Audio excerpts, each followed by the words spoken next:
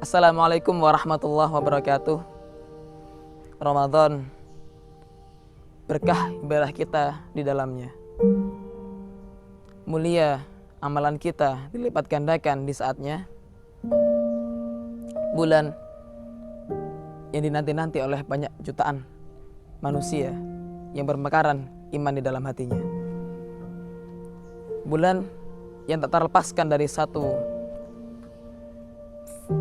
peristiwa yang mana diturunkannya kitab yang mulia, kitab yang menjadi pedoman bagi umat manusia, ialah Al-Quran namanya. Al-Quran adalah kitab yang menjadi pelita bagi bahtera kehidupan umat manusia, kitab yang berpahala yang dilipat gandakan dalam membacanya, dalam setiap hurufnya. Namun apakah cukup dengan itu kita kemudian memuliakan Al-Quran? Perlu kita ketahui teman-teman sekalian, bahwasannya ketika Al-Quran diturunkan kepada suatu bulan, maka bulan itu menjadi bulan yang mulia, bulan yang paling mulia di antara bulan-bulan yang lain. Al-Quran ketika diturunkan pada suatu malam, maka malam itu menjadi malam yang terbaik. Al-Quran ketika diturunkan kepada seorang rasul, seorang manusia, maka manusia itu menjadi rasul yang terbaik. Al-Quran ketika diturunkan kepada suatu umat, maka umat itu menjadi umat yang terbaik. Inilah kemudian Al-Quran datang untuk memuliakan.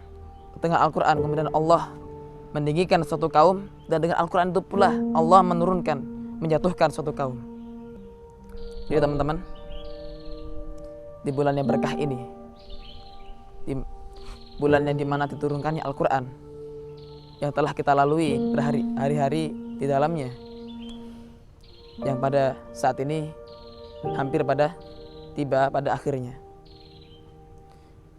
kita kemudian berusaha untuk kemudian memaksimalkan ibadah kita, diantaranya ini adalah membaca Al-Quran. Tapi ingatlah teman-teman sekalian, bahwasannya tak hanya itu kemudian Allah menurunkan Al-Quran hanya untuk dibaca saja. Namun kita harus tahu apakah maksud Allah menurunkan Al-Quran ini, Al-Quran yang mulia, kitab yang mulia. Apakah hanya kemudian sebatas dibaca saja?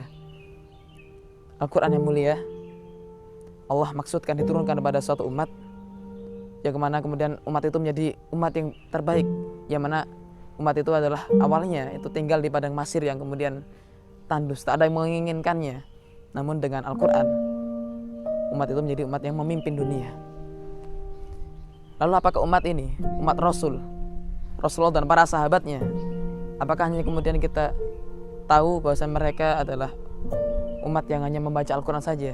Tidak.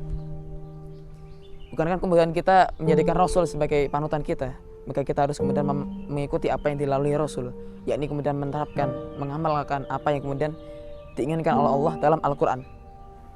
Karena itu teman-teman sekalian, ingatlah bahwasannya di dalam momen kali ini, yang mana kemudian di dalam 10 hari terakhir yang ada malam yang paling mulia di dalamnya, yakni malam Lailatul Qadar.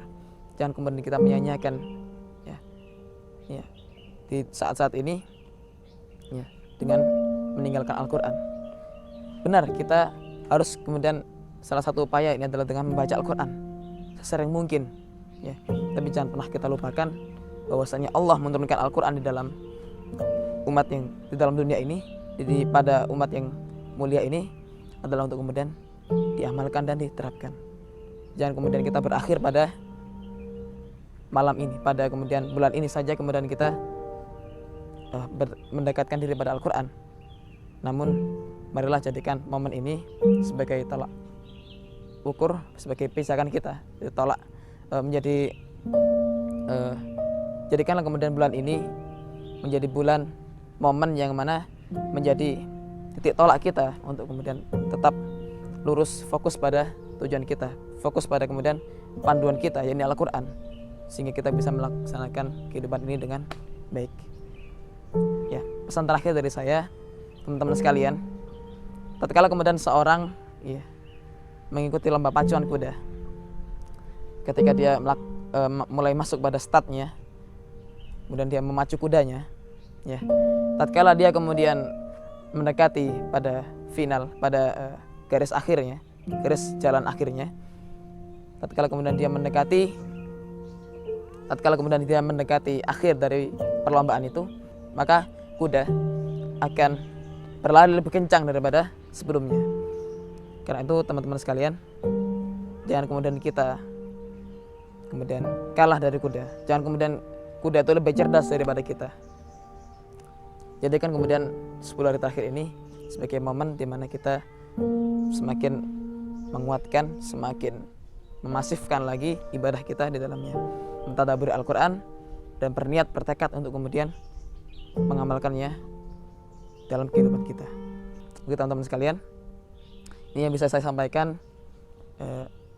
Karena itu marilah kemudian kita kembali pada Al-Quran, ya, dan kita kemudian lihatlah kemudian umat ini akan maju dengan Al-Quran. Wassalamualaikum warahmatullahi wabarakatuh.